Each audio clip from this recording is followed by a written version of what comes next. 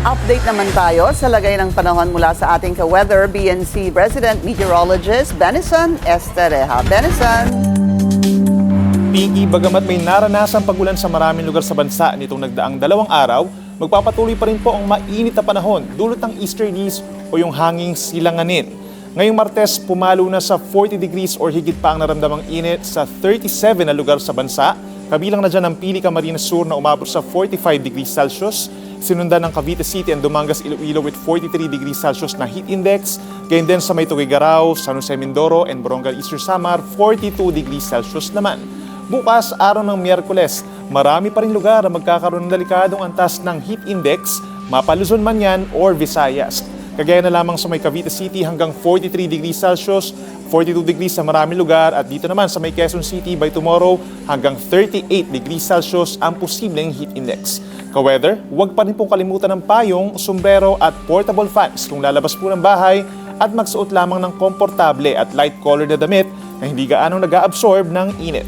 Sa weather forecast ng Pag-asa bukas, araw po ng Miyerkules, sa Luzon wala pa rin aasahang tuloy-tuloy at malalakas na ulan, maliban na lamang sa mga isolated or pulu-pulo na ulan sa hapon dito po sa portions of northern Luzon.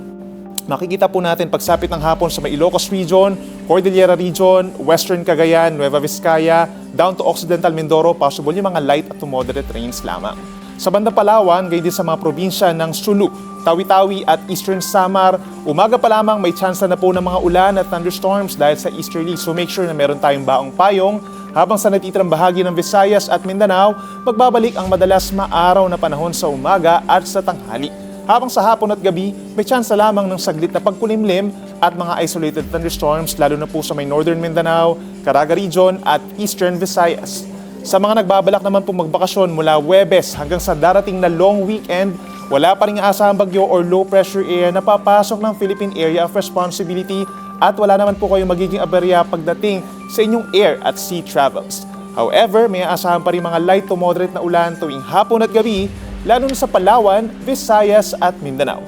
At yan muna ang napapanahong balita ngayong Martes. Ako po inyong ka-weather, Benison Estareja na nagsasabing ang swerte darating sa tamang panahon.